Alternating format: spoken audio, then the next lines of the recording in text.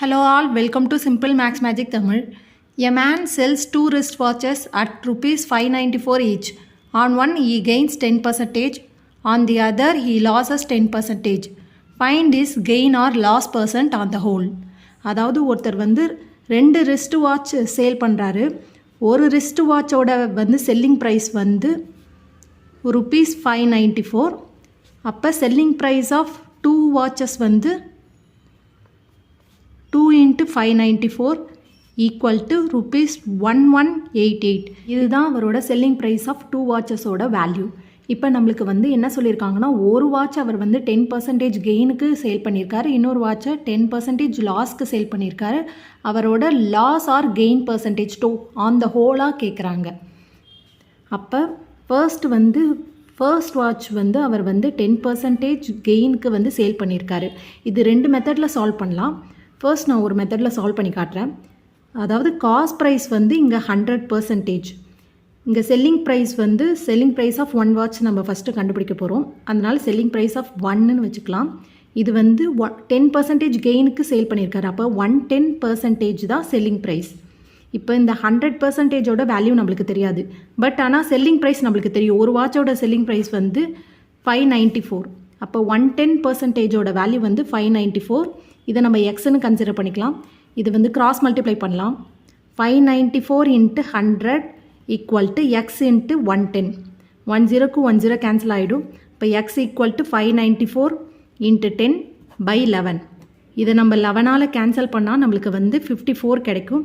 இப்போ 54 into 10 வந்து rupees 540. First வாட்சோட cost price வந்து rupees 540.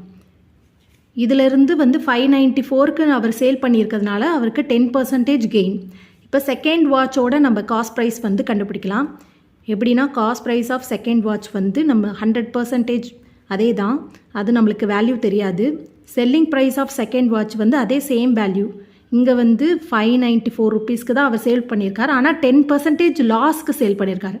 அப்போ இதை 90% கன்சிடர் பண்ணிக்கலாம். இது கிராஸ் மல்டிப்ளை பண்ணோன்னா 100 into 594 equal to X into 90. 10க்கு 10 cancel ஆகிடும். அப்போ 594 into 10 by 9. இதை நம்ம 9ஆல் கேன்சல் பண்ணால் 66 வரும். இப்போ 66 into 10 வந்து rupees 660 தான். அது cost price of second watch. இன்னொரு மெத்தட் எப்படி சால்வ் பண்ணோன்னா, இங்கே காஸ்ட் ப்ரைஸ்க்கு வந்து நம்ம வந்து ஃபார்முலா கண்டுபிடிக்கணும். 100 by இங்கே 100, இங்கே வந்து பர்சன்டேஜ் எவ்வளோ பர்சன்டேஜ் வந்து லாஸ் ஆர் கெயின் அதை நம்ம இங்கே சப்ஸ்டியூட் பண்ணணும். ப்ராஃபிட்டாக இருந்தால் வந்து ப்ளஸ் போட்டுக்கணும், லாஸாக இருந்தால் மைனஸ் போட்டுக்கணும். ப்ராஃபிட் 10%, இதோட value into selling price. Cost price தான் நம்ம கண்டுபிடிக்கணும். 100 by 110, செல்லிங் ப்ரைஸ் வந்து 594. 10க்கு 10 கேன்சல் ஆகிடும்.